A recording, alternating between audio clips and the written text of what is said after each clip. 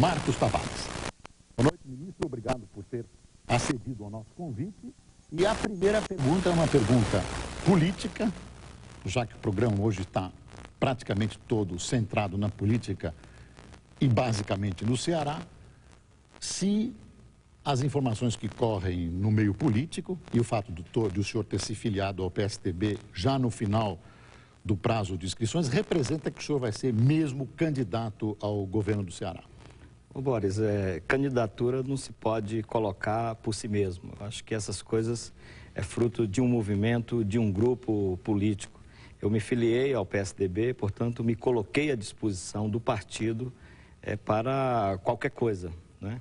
À medida que eu fiz esse gesto, é um gesto formal e legal, dando cumprimento, portanto, a qualquer tipo de necessidade que o partido venha a sentir, que a gente está pronto para atender a esses chamados, se for o caso.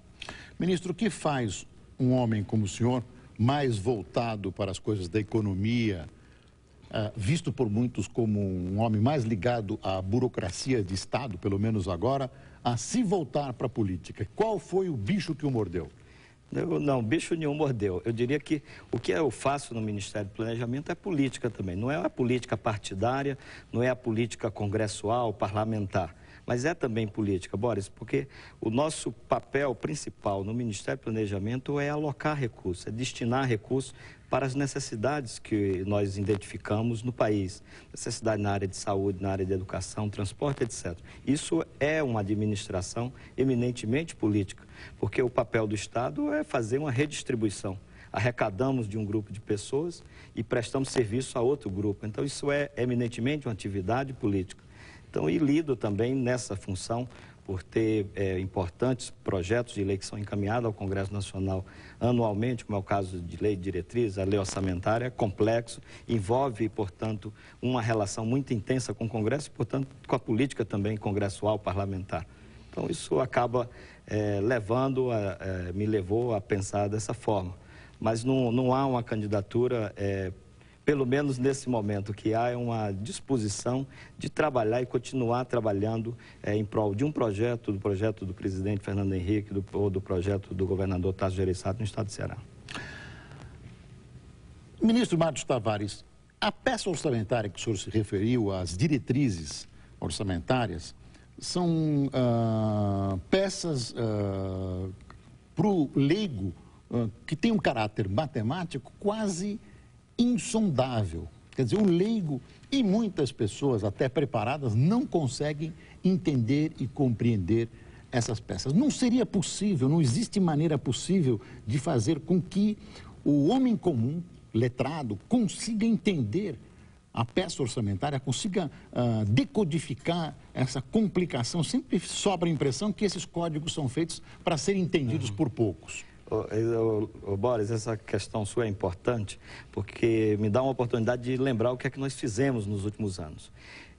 Há uma frase muito comum de dizer, que as pessoas repetem com frequência, o orçamento é uma peça de ficção, ou então o orçamento é essa peça tão complexa, inacessível, ou acessível apenas a uns Ela poucos. já foi uma peça de ficção, mais de ficção do que hoje. Exatamente.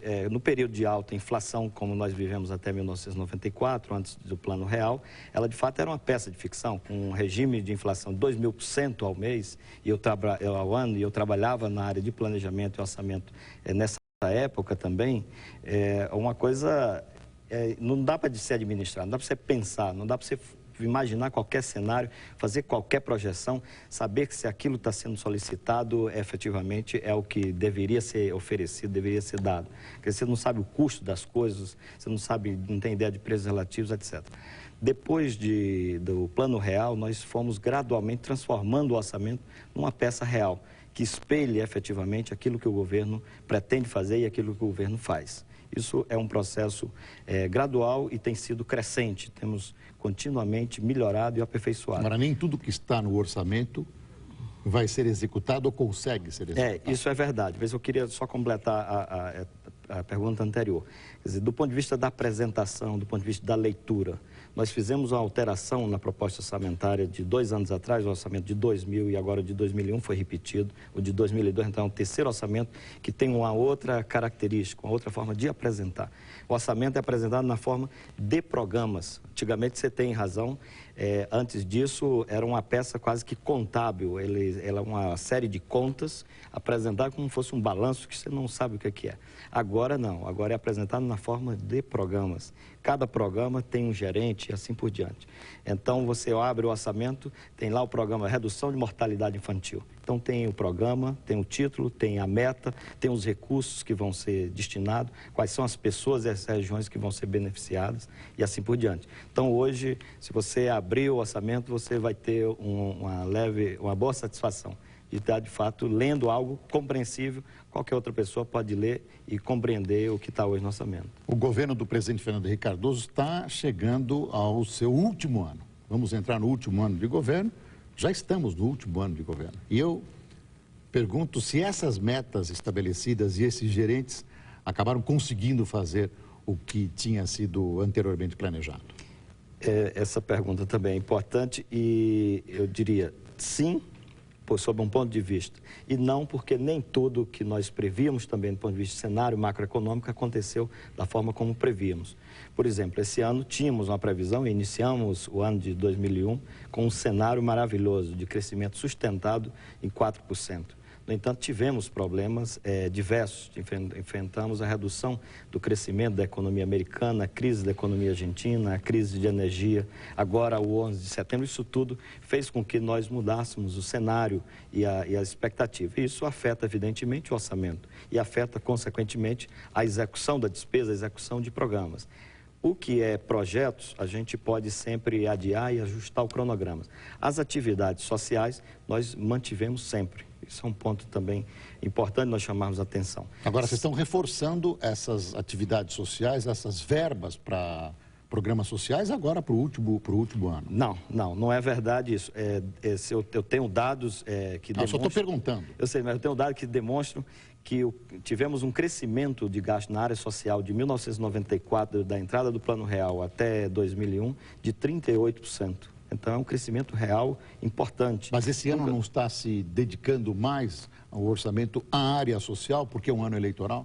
Não, até porque, Boris, assim, ainda faz parte da nossa cultura os governantes se guiarem por obras. Às vezes, o que chama ainda mais atenção numa campanha, às vezes, é uma obra muito mais do que uma questão social. Se você investe em educação, em saúde, em saneamento, então, que fica embaixo da terra, alguns governantes nem gostam disso. Mas o presidente não tem se preocupado com isso, tem dado, de fato, uma prioridade na área social. Esses investimentos na área social, eles não são visíveis instantaneamente, eles são visíveis ao longo do tempo. Uma obra física, uma obra de uma estrada, uma ponte, uma rodovia, ele é visível instantaneamente. Concluiu, está ali. Todo mundo vê e vai admirar e, às vezes, avaliar o candidato até por isso.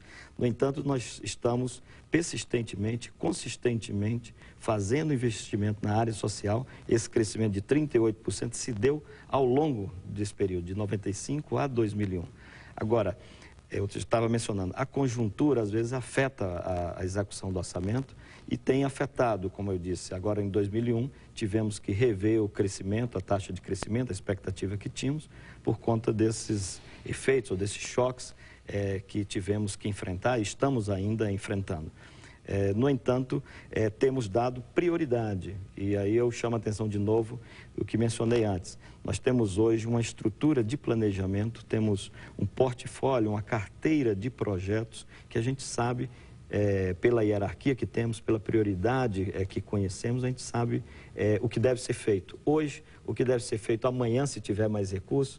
Então, assim como também, se precisar reduzir, a gente sabe de que forma deve fazer um ajuste para baixo na despesa. Então, acho que ter critério, ter um foco é importantíssimo. E isso nós recuperamos com o planejamento. Ministro, o funcionalismo público não ficou esquecido no governo Fernando Henrique Cardoso? Pelo menos eles dizem isso, os funcionários públicos federais. Estão aí em greve, alguns setores em greve. Professores e Previdência Social, né? Eu diria que não ficaram esquecidos. E eu dou as razões pelo qual não ficaram. Agora, eu peço a você a licença de chamar a atenção de novo do conflito que tem na elaboração do orçamento. A sociedade, ela nos dá um limite, ela nos dá um volume de recursos para administrar. O que é que nós somos? Administradores desses recursos.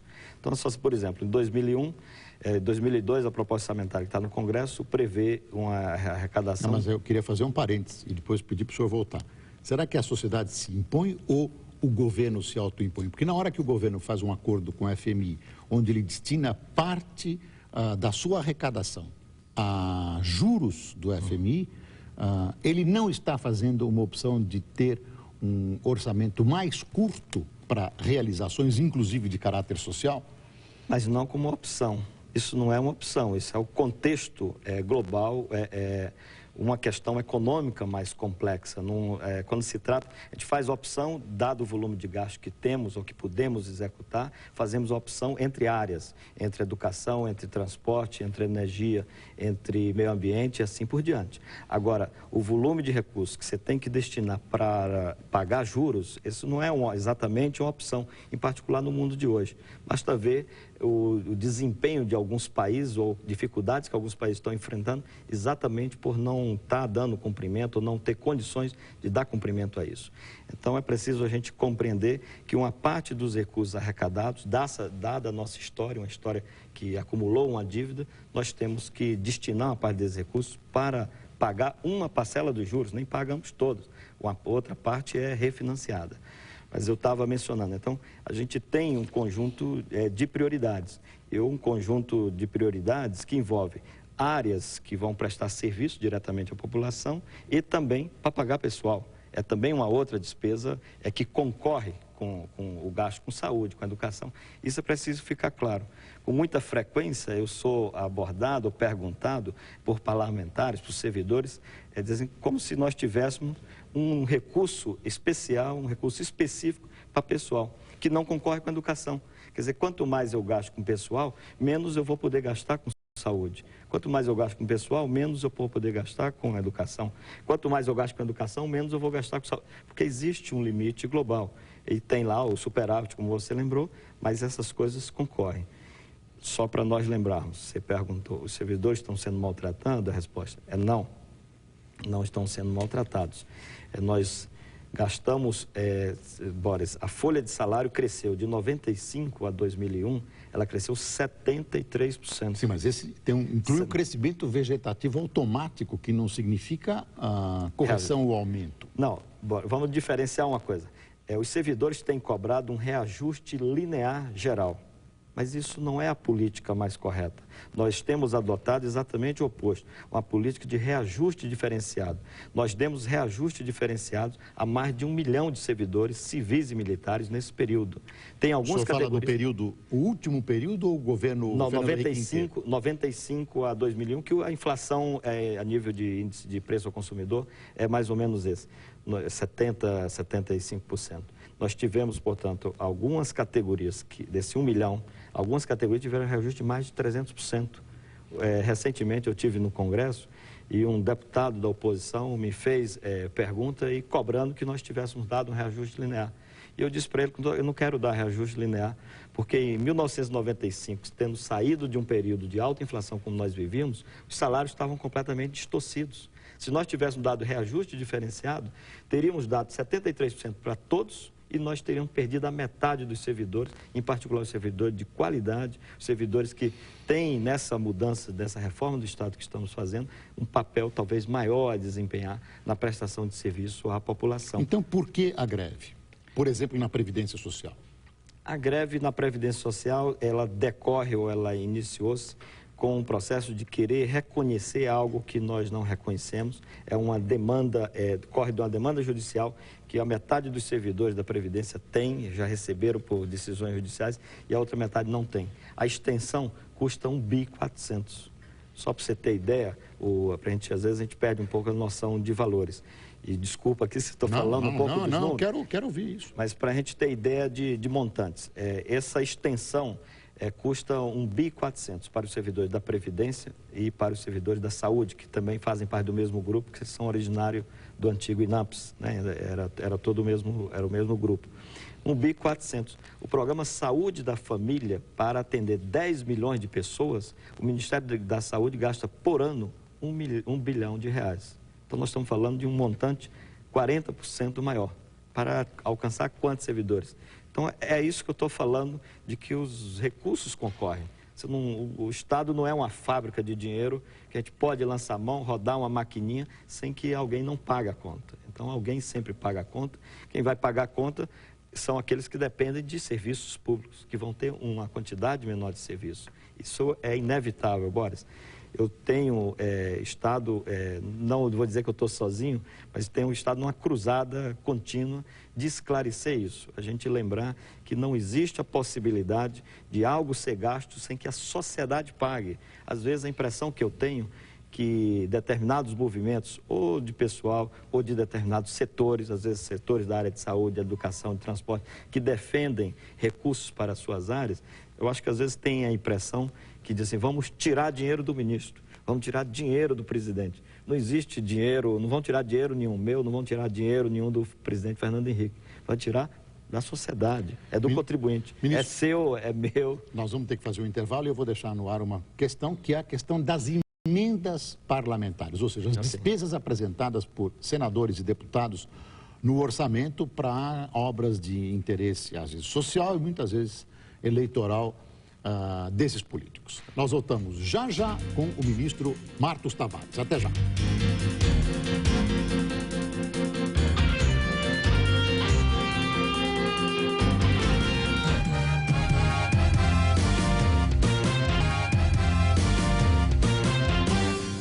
Voltamos com o Passando a Limpo, entrevistando hoje o ministro do Planejamento, Martos Tavares. Eu lembro que este programa foi gravado.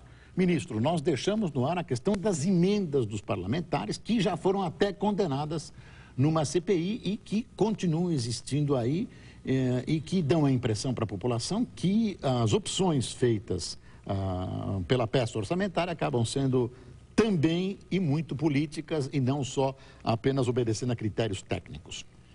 Boris, o ponto é o seguinte, a Constituição dá uma prerrogativa para o Congresso e nada mais legítimo, faz parte da democracia, do jogo democrático, que o Congresso não apenas venha a confirmar aquilo que o Executivo propõe em matéria de orçamento, mas senão também que faça emendas. Eu tenho feito uma discussão com a Comissão de Orçamento ao longo desses anos, eu estou há 8 anos, é todo o período do governo Fernando Henrique, eu participei da elaboração do orçamento, coordenando esses 8 orçamentos, e nesse trabalho tem uma aproximação muito grande com a comissão. E eu acho que um ponto essencial, primeiro é isso, é reconhecer que se trata de uma prerrogativa do Congresso. E outro ponto que eu acho que é importante a gente lembrar da questão das emendas é que às vezes pode passar a ideia que parece que o parlamentar, aquele dinheiro é para ele. Para ele, de fato, é para uma finalidade. Se acontecer algum desvio no meio do caminho, aí tem que ser punido, mas aí é uma outra coisa. Vamos discutir a questão da distribuição dos recursos. O que é que eu tenho dito na comissão?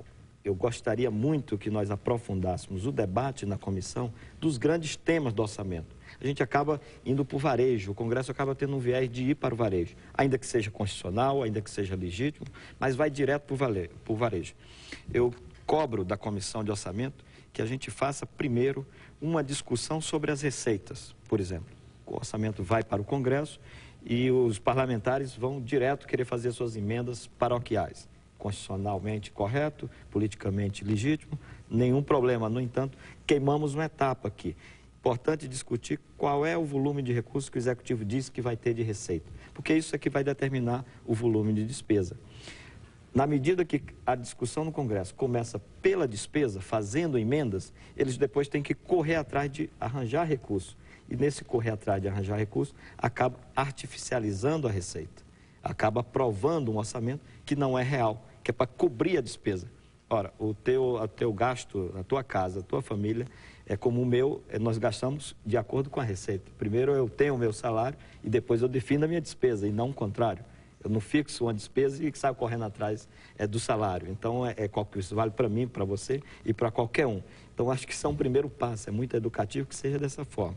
Um segundo passo seria discutir grandes blocos. O presidente manda o orçamento para o Congresso na forma de projeto de lei. Então, o presidente está propondo gastar 30 bilhões com saúde, 20 bilhões com educação, 5 com transporte, 1 com meio ambiente. O Congresso pensa dessa forma? O Congresso aceita essa distribuição? O Congresso pensa em gastar de outra maneira? Pensa em gastar mais em educação e menos em saúde, mais em defesa e menos em transporte? Teríamos que ter esse segundo passo. Não temos. Vai de novo direto nas emendas individuais.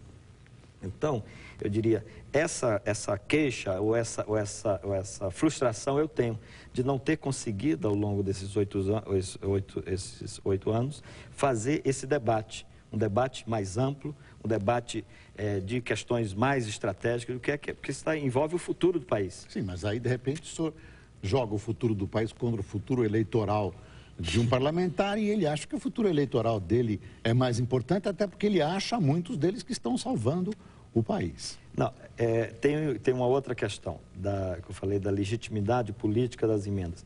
É claro que numa questão paroquial, numa questão do governo mais local, o parlamentar que vai toda semana, se desloca para a sua base, ele tem conhecimento dos problemas da sua base. Agora, essa não significa, não é que a alocação esteja errada destinando paroquialmente ou localmente. No entanto, na medida que a gente faz uma destinação, olhando um todo, olhando uma direção, tendo um planejamento, quer dizer, eu diria que o resultado, a eficácia dessa ação é completamente diferente se eu construo ao contrário. Eu posso gastar o mesmo volume de recursos em saneamento no país inteiro de uma forma pulverizada, distribuindo e rateando entre os 5.500 municípios, ou fazer concentradamente onde está a maior carência. Então, o resultado é completamente diferente. Eu atendo um número de pessoas e número de famílias completamente diferente, com uma forma planejada, organizada, do que de uma forma pulverizada. É isso que eu diria que é a questão.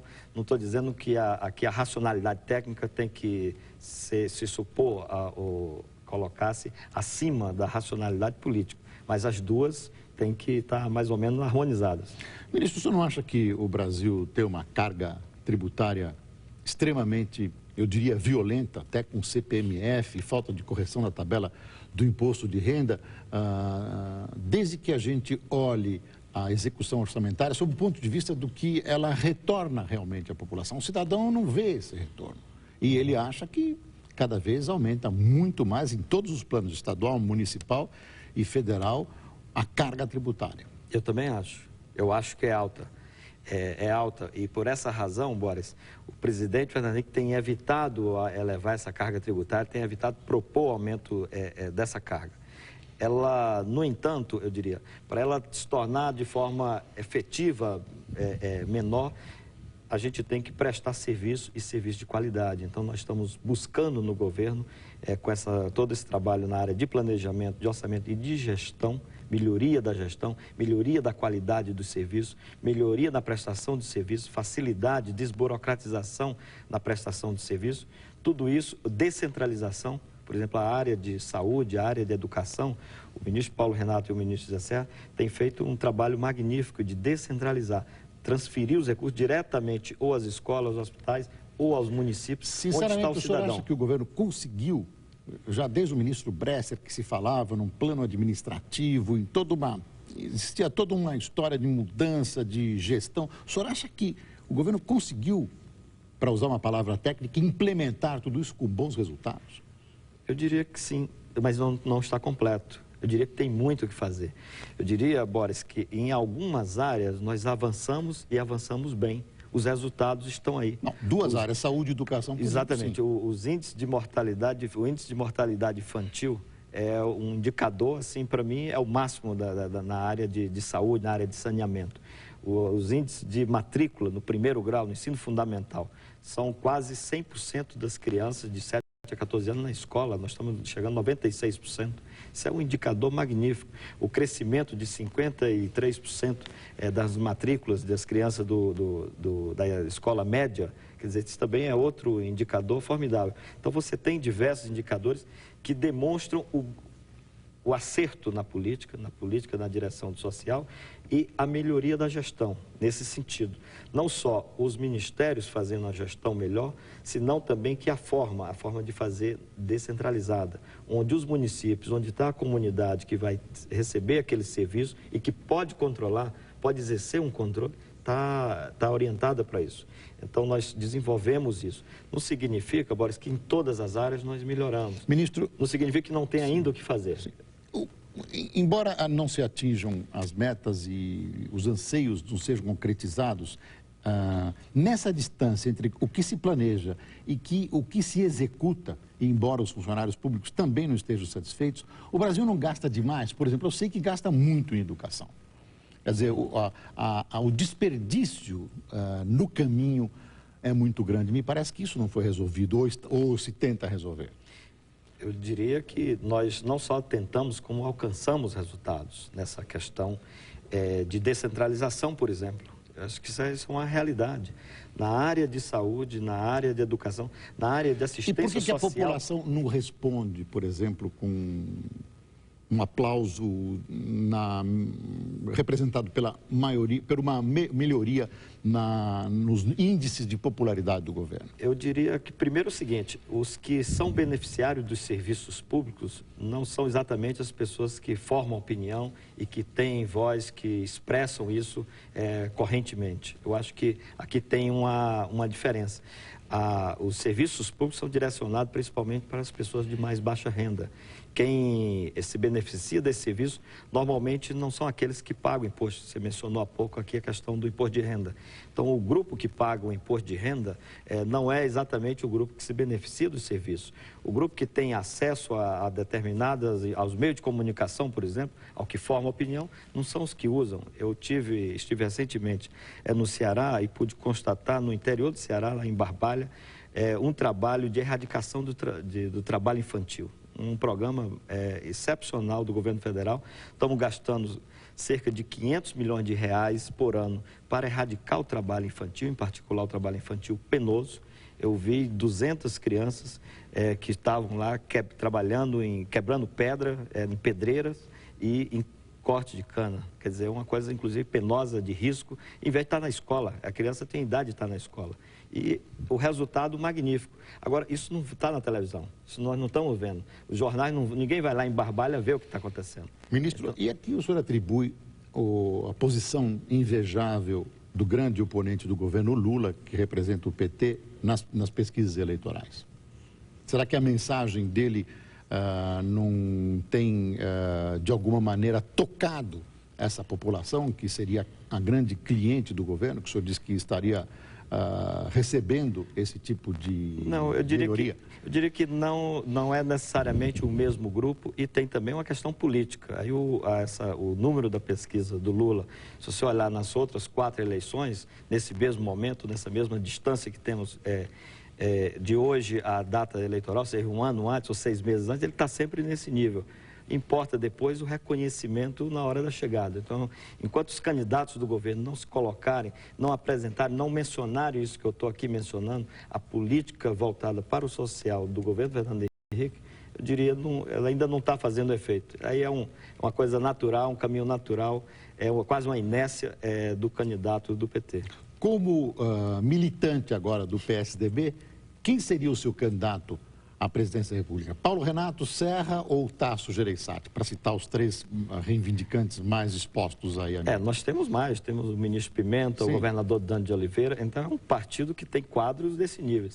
Nenhum desses daí você questiona a capacidade administrativa, a seriedade e a capacidade de vir a ocupar a presidência da República.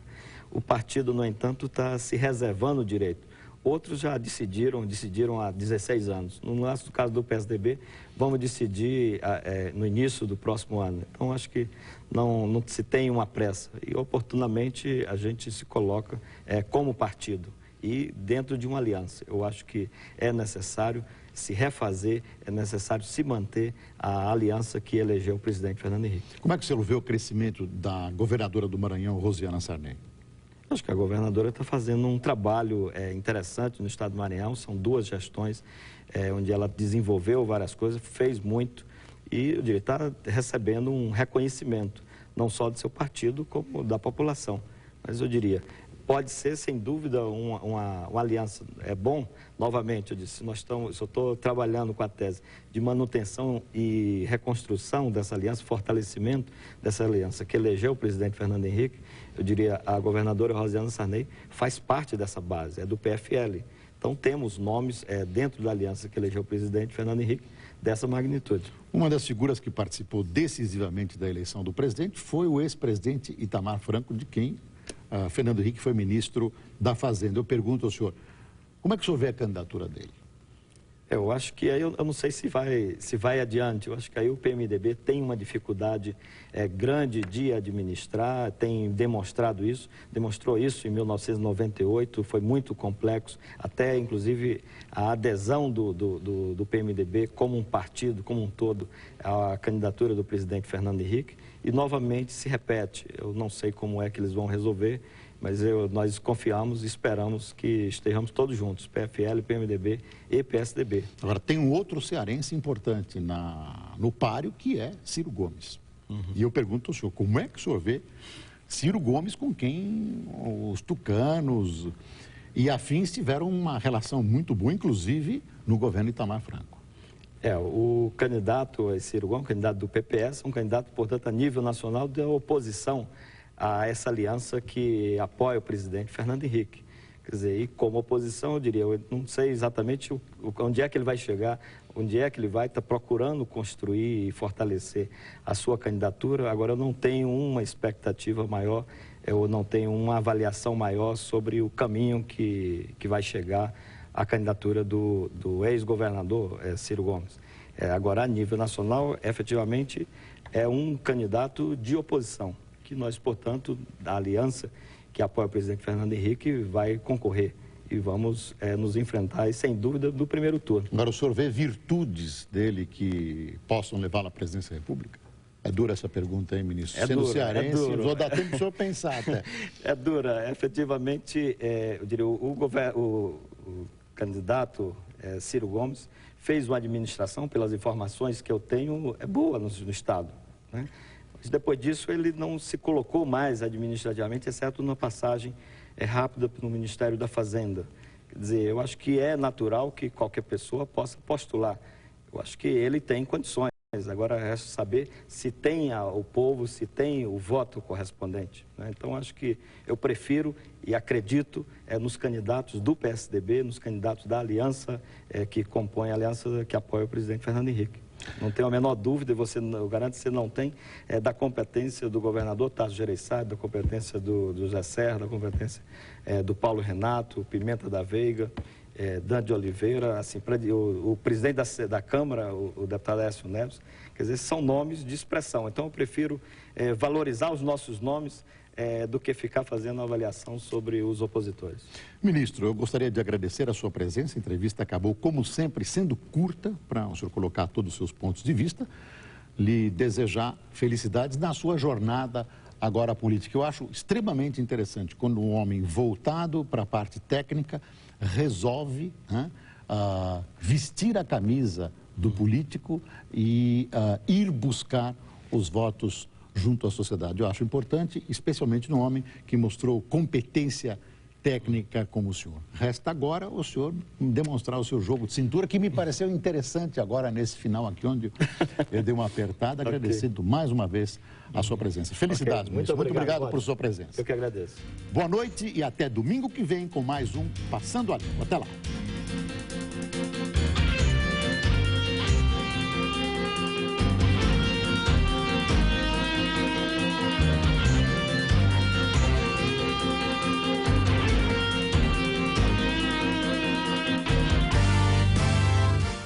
Né?